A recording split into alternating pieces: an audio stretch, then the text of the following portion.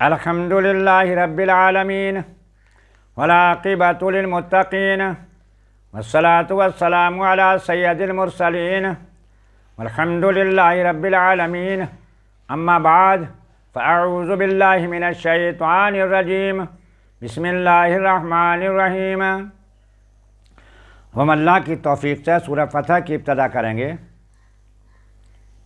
سورہ فتح میں 29 آیتیں اور 4 رکوع ہیں۔ ہم سورہ فتح کے پہلے رکوع کی تلاوت کریں گے۔ انا فتحنا لک فتحا مبینا، بے شک ہم نے تمہارے لیے روشن فتح دی۔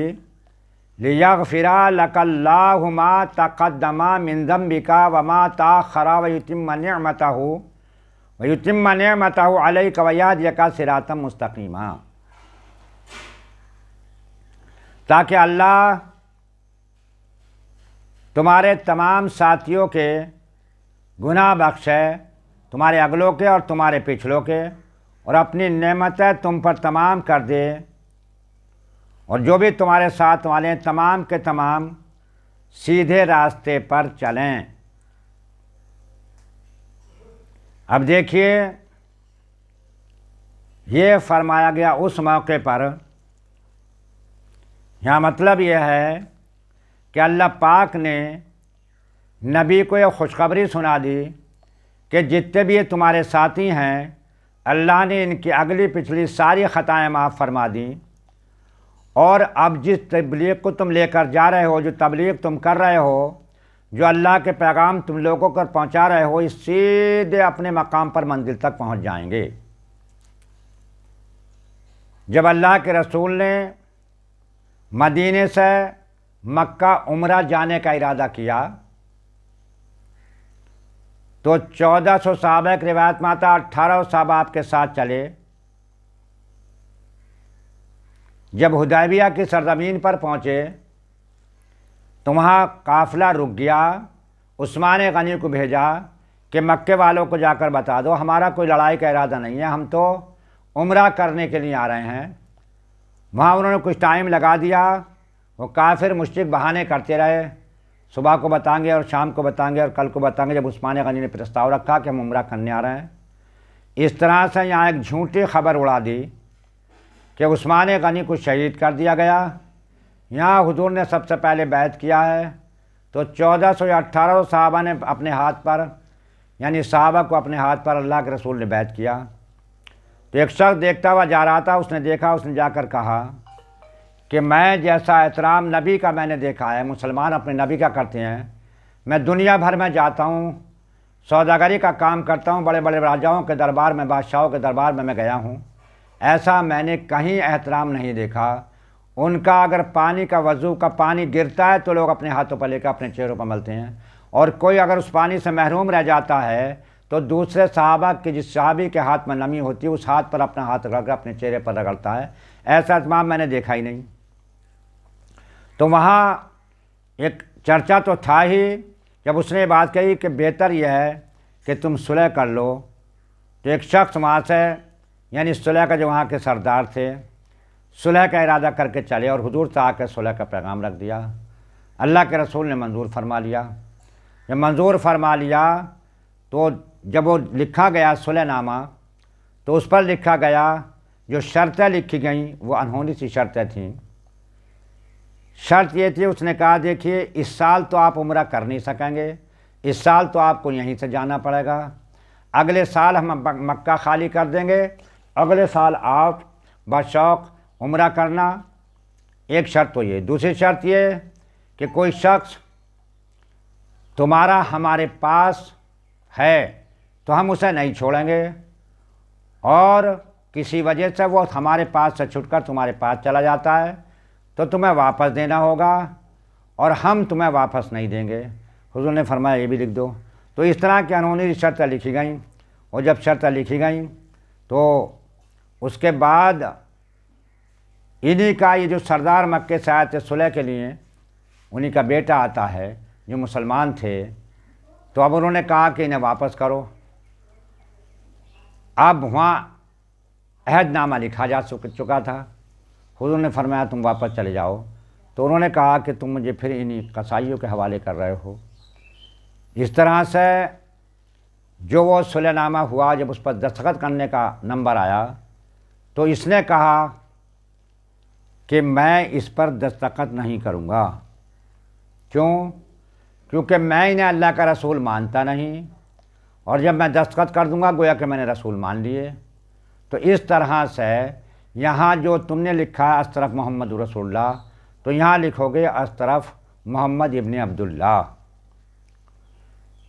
تو حضور نے حضرت علی سے فرمایا علی لکھ دو، یہاں سے میرا نام یہ ہٹا کر لکھ دو۔ حضرت علی نے کہا حضور میں یہ نہیں کر سکتا، میرا تو رونگتا آپ کو رسول مانتا ہے۔ یہ محبت کی نشانی تھی۔ اسی طرح حضرت عمر نے بھی ایک بات کہی کہ حضور کیا ہم حق پر نہیں ہیں؟ آپ نے فرمایا ہم حق پر ہیں۔ کیا آپ اللہ کے رسول نہیں ہیں؟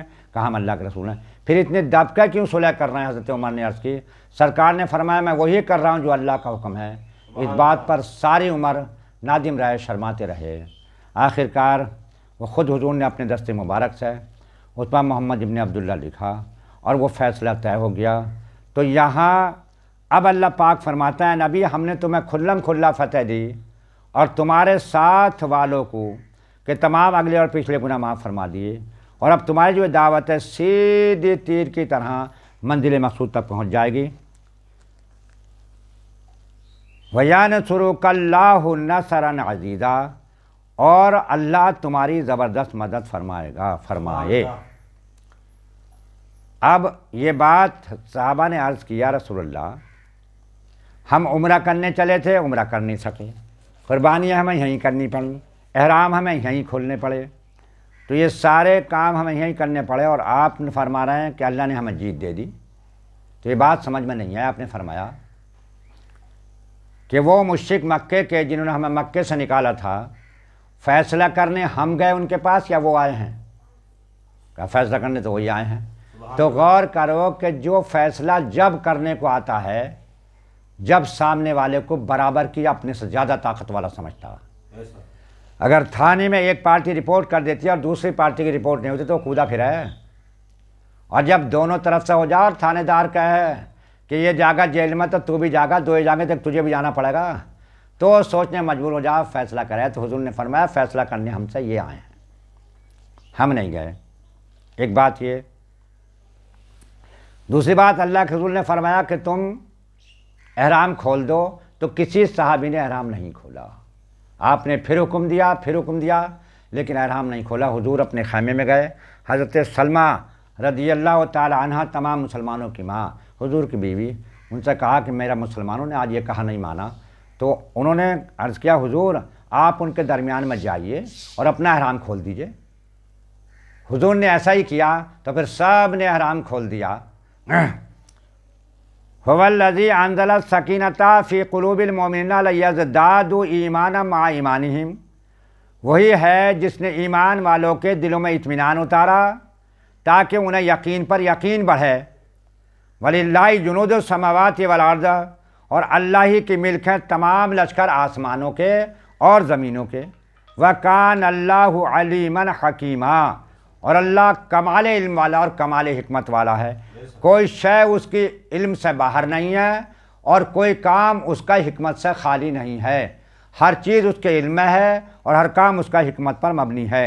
لِيُدْخِلَ الْمُؤْمِنِينَ وَالْمُؤْمِنَاتِ جَنَّاتٍ تَجْرِي مِن تحتها الْأَنْهَارُ خَالِدِينَ فِيهَا وَيُكَفِّرُ عَنْهُمْ سَيِّئَاتِهِمْ، تاکہ ایمان والے مردوں اور ایمان والی عورتوں کو باغوں میں لے جائے جن کے نیچے نہریں رواں ہوں، ہمیشہ ان میں رہیں گے اور ان کی برائیاں ان سے اتار دے۔ وَكَانَ ذَلِكَ عِندَ اللَّهِ فَوْزًا عَظِيمًا، اور یہ اللہ کے یہاں بڑی کامیابی ہے۔ وَيُعَذِّبَ الْمُنَافِقِينَ وَالْمُنَافِقَاتِ وَالْمُشْرِكِينَ وَالْمُشْرِكَاتِ الظَّانِّينَ بِاللَّهِ ظَنَّ السُّوءِ، اور عذاب دے منافق مردوں اور منافق عورتوں کو، مشرک مردوں اور مشرک عورتوں کو جو اللہ پر برا گمان رکھتے ہیں۔ علیہم دائرۃ السوء، انہیں پر پڑے گی ان کی گردش۔ وہ جو برے کام کرتے ہیں وہ اپنے لیے برے کام کر رہے ہیں، انہیں پر پڑیں گے۔ وغضب اللہ علیہم ولعنہم ولعنہم اعد لہم، اللہ نے ان پر غضب فرمایا اور انہیں لعنت کی اور ان کے لیے جہنم واعد لہم جہنم، ان کے لیے وعدہ جہنم کا جہنم تیار فرمایا۔ وساعت مصیرا، اور یہ کتنا برا انجام ہے لوٹ کے جانے کا۔ وللہ جنود السماوات والارض، اور اللہ ہی کی ملکیت ہیں سارے آسمان اور سارے زمین اور تمام لشکر۔ وکان اللہ عزیزا حکیما، اور اللہ عزت والا حکمت والا ہے۔ انا ارسلناک شاہدا ومبشرا ونذیرا، اے نبی ہم نے تمہیں بھیجا دیکھنے والا بنا کر، شاہد بنا کر بھیجا، مبشر خوشخبری سنانے والا، نذیر اور ڈر سنانے والا۔ اے نبی خوشخبری سنا دیجئے انہیں جو ایمان لا کر اچھے کام کرتے ہیں، اور ڈر سنائیے انہیں جو ایمان نہیں لاتے۔ لِتُؤْمِنُوا بِاللَّهِ وَرَسُولِهِ، تو تم ایمان لاؤ اللہ پر اور اس کے رسول پر۔ کیسے ایمان لائیں؟ وَتُعَزِّرُوهُ وَتُوَقِّرُوهُ، تو رسول کی تعظیم کرو، ان کی توقیر کرو، رسول پر ایمان لاؤ، ان کی تعظیم کرو، ان کی توقیر کرو۔ اگر رسول کی عظمت نہیں کرتے تو ایمان ہے ہی نہیں، ایمان ہوگا ہی نہیں۔ وَتُسَبِّحُوهُ بُكْرَةً وَأَصِيلًا، اور صبح کو اور شام کو اللہ کی پاکی بولو، کم سے کم 2 ٹائم۔ یہ سورج جب نازل ہو رہی ہے، ابھی نماز فرض نہیں ہوئی، تو کم سے کم 2 ٹائم تو ایسے کر لو جس میں تم کیا کرو؟ اللہ کی پاکی بولو۔ نماز تو فرض ہو چکی تھی، لیکن 2 ٹائم ایسے بناؤ جس میں اللہ کی تعظیم، جس میں اللہ کی صبح اور شام پاکی بولو۔ وَتُسَبِّحُوهُ بُكْرَةً وَأَصِيلًا إِنَّ الَّذِينَ يُبَايِعُونَكَ إِنَّمَا يُبَايِعُونَ اللَّهَ، اور جو تمہارے ہاتھ پر بیعت کرتے ہیں وہ تو اللہ ہی سے بیعت کرتے ہیں۔ یعنی اے نبی، اے پیغمبر، جو تمہارے ہاتھ پر بیعت کرتے ہو تو اللہ ہی سے بیعت کرتے ہیں۔ سبحان اللہ۔ ید اللہ فوق ایدیہم، اور ان کے ہاتھوں پر اللہ کا ہاتھ ہے۔ دیکھیں یہ بیعت کا سلسلہ جو چلا، حضور کے بعد صدیق اکبر نے بیعت کیا، ان کے بعد حضرت عمر نے بیعت کیا، پھر حضرت عثمان غنی نے، پھر حضرت علی نے، پھر حضرت حسن نے، اس طرح سے بیعت کا سلسلہ آتا چلا گیا۔ فمن نکث فإنما ينکث علی نفسہ، تو جس نے عہد کو توڑ دیا، وہ عہد کر کے تو اس نے اپنے بڑے عہد کو توڑا، اور جس نے پورا کیا، ومن اوفی بما عاہد علیہ اللہ فسیؤتی اجرا عظیما، وہ عہد جو اس نے اللہ کے ساتھ کیا تھا تو بہت جلد اللہ اسے بڑا ثواب دے گا۔ سبحان ربک رب العزۃ عما یصفون وسلام علی المرسلین والحمد للہ رب العالمین۔